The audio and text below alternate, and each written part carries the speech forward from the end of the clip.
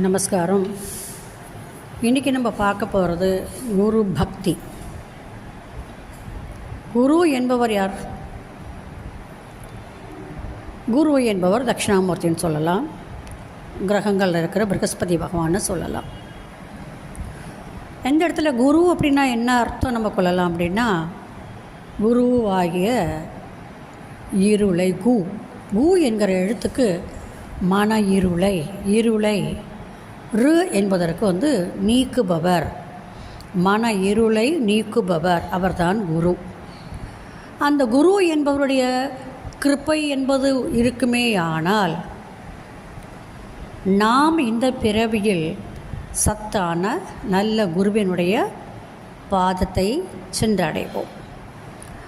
அந்த குரு மகானுடைய பாதங்களை நாம் பிடித்து கொள்வதனால் ஏற்படும் பயன்கள் சத்தியத்தோடையும் தர்மத்தோடையும் நியாயத்தோடையும் அதர்ம வழியில் செல்லாமலும் நல்ல செயல்களை செய்து கொண்டும் நல்ல விஷயங்களை கேட்டுக்கொண்டும் நல்ல பேச்சுக்களை பேசிக்கொண்டும் பிறர் மனது புண்படாத வண்ணம் இருந்தும் பிறகு அந்திம காலத்தில் எந்த விதமான கஷ்டமும் இல்லாமல் பகவானுடைய பாதத்தில் நம்மளை கொண்டு சேர்ப்பவர்தான் குரு.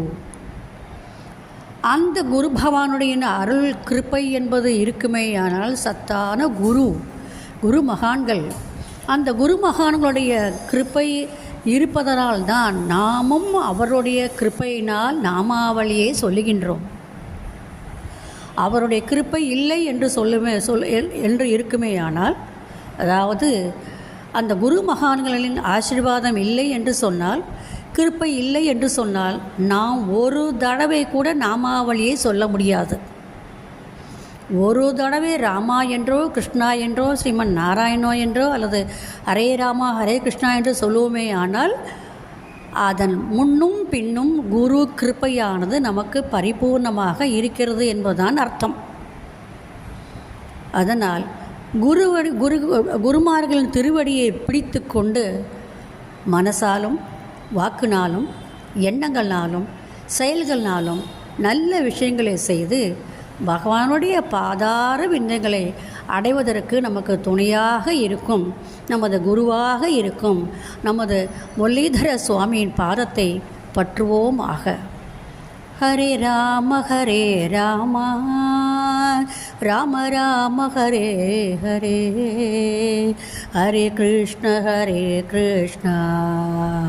கிருஷ்ண கிருஷ்ண ஹரே ஹரே, ஹரே ராம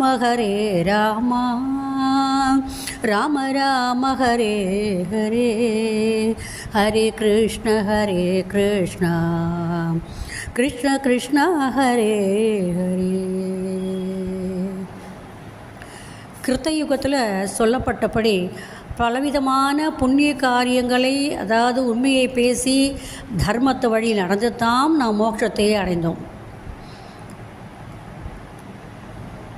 திரேதாயுகத்திலும் அப்படித்தான் நிறைய யாகங்களை செய்து தான் நாம் மோட்சத்தை அடைய வேண்டியிருந்தது. ஆனால் துவாபர யுகத்தில் சிறிதளவு நல்லது செய்தாலும் அல்லது அர்ச்சனை செய்தாலும் அதனை பகவான் பெரியதளவாக எடுத்துக்கொண்டு நமக்கு முக்தியை கொடுத்தார்.